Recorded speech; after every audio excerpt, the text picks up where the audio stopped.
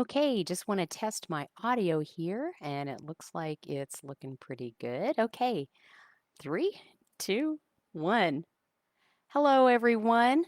Do you know the top 5 vitals for becoming a successful tech host? So I'm so excited to be talking with you today about tech. Then we will talk about why technology should not be the sole focus in your online sessions as a tech host.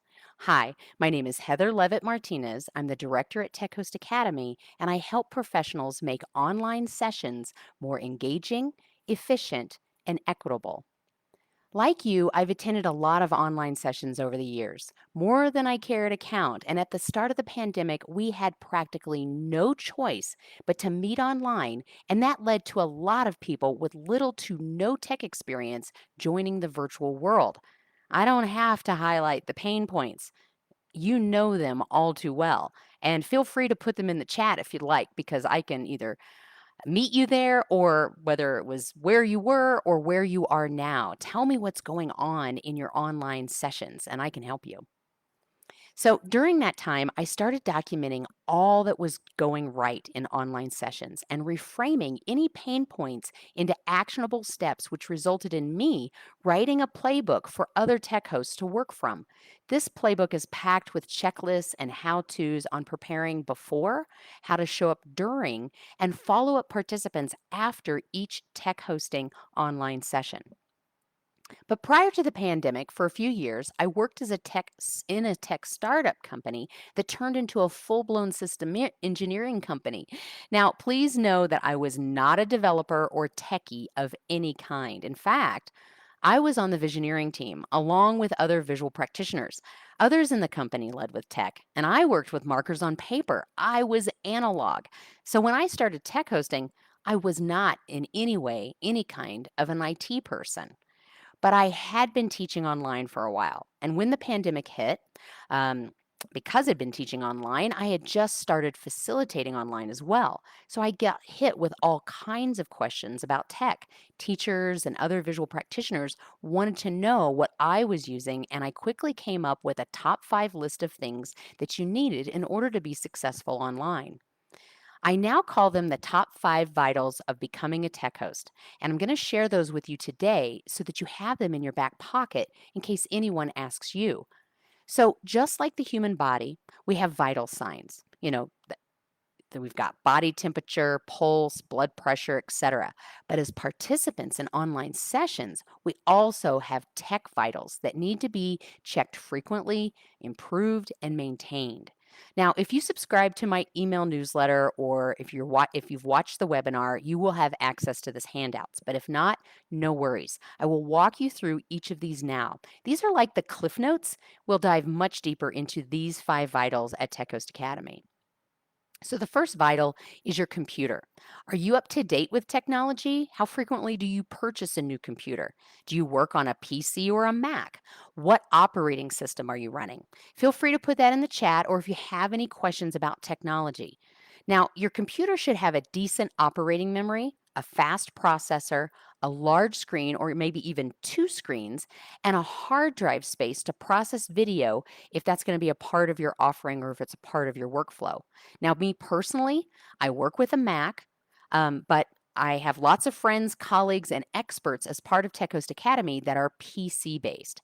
And I probably upgrade about every 2 to 3 years, purchasing the highest quality computer as I can, given the budget that I have. And hopefully someday I'll be able to spend a lot more money and not have to update as frequently. All right, so next is internet. Consistency over speed wins every single time.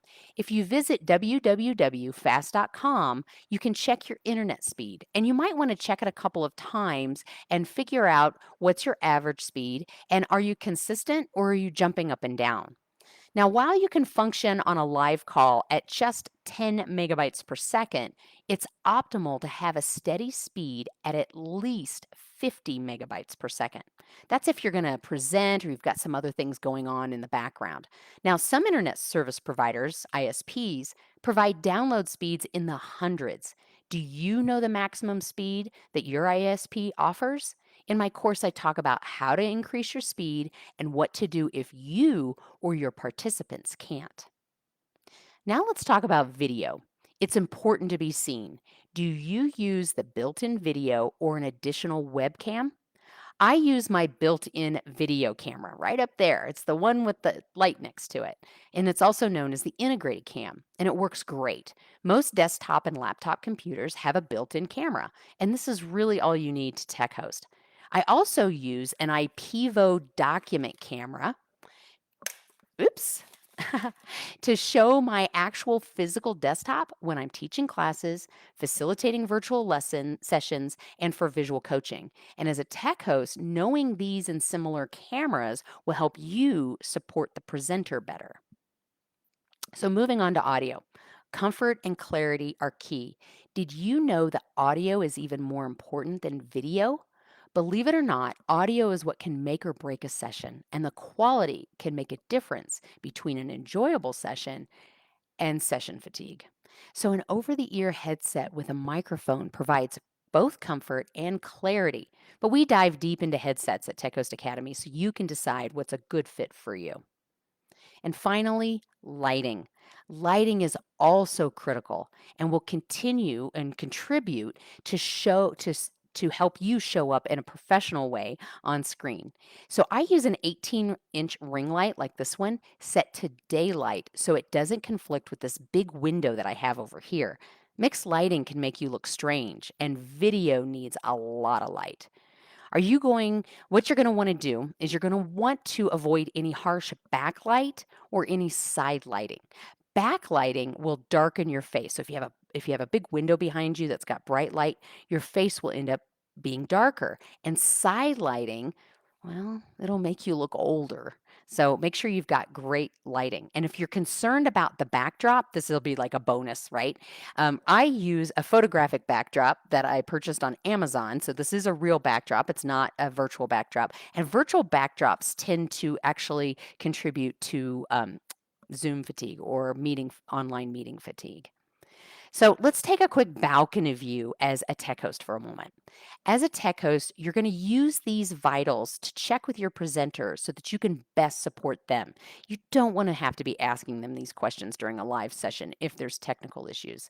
So you'll use the discovery session to check these and other vitals that I teach you to gain their trust and position you as an expert to ensure success.